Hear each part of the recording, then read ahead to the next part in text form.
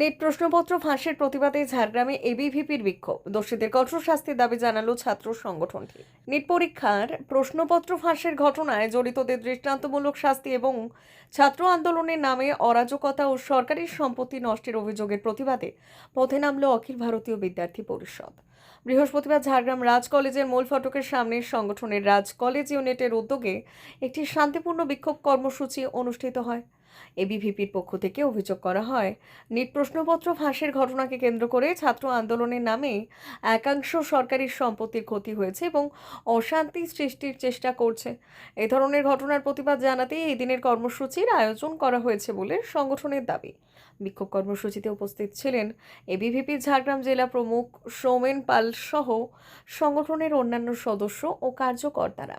সৌমেন পাল বলেন, নিট প্রশ্নপত্র ফাঁসের ঘটনায় যারা জড়িত তাদের দ্রুত চিহ্নিত করে কঠোর ও দৃষ্টান্তমূলক শাস্তির ব্যবস্থা করতে হবে।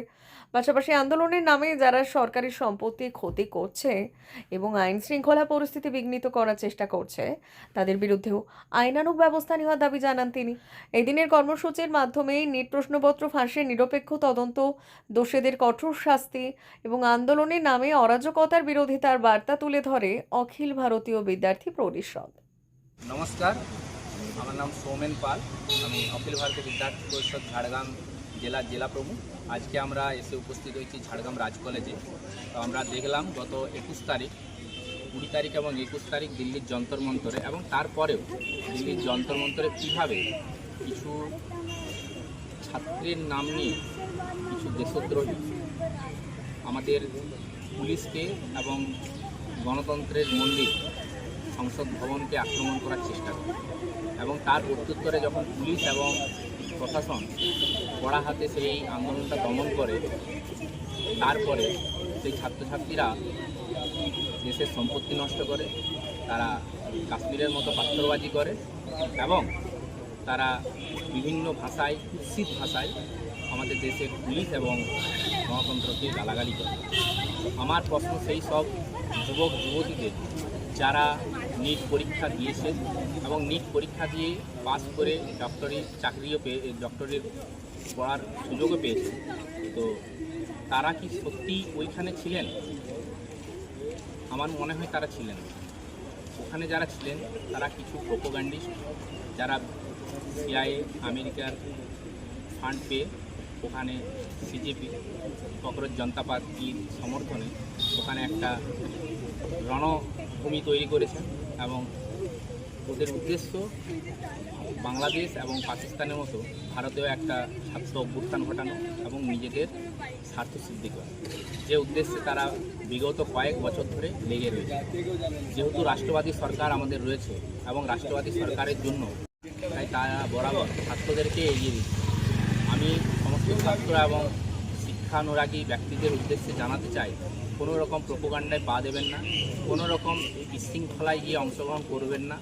দেশ এবং রাষ্ট্রকে ভালোবাসুন, দেশ এবং রাষ্ট্রের প্রতি নিজের সহমত এবং নিজেকে দেশের প্রতি শরণাপন্ন করুন এবং আমাদের সংবিধান এবং গণতন্ত্রের উপর বিশ্বাস রাখুন। হ্যাঁ, আমরা মানছি যে নিটের পরীক্ষার প্রশ্নপত্র ফাঁস হয়েছে এবং তার বিরুদ্ধে ব্যবস্থা হয়েছে।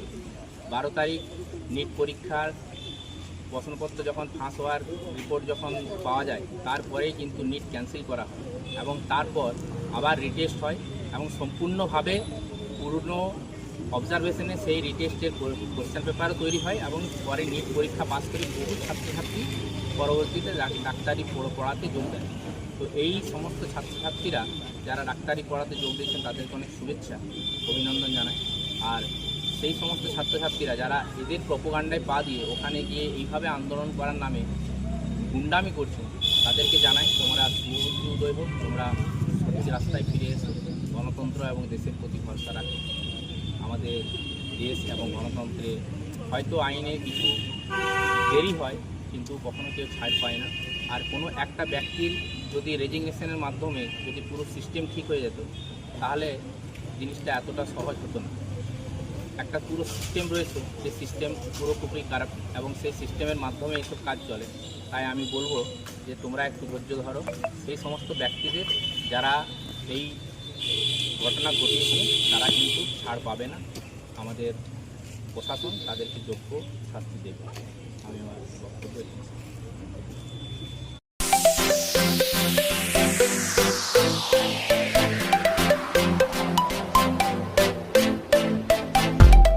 শুভ উদ্বোধন ফারহান ইলেকট্রনিক্স, নারায়ণগড়ে আধুনিক ইলেকট্রনিক্স সামগ্রীর নির্ভরযোগ্য ঠিকানা।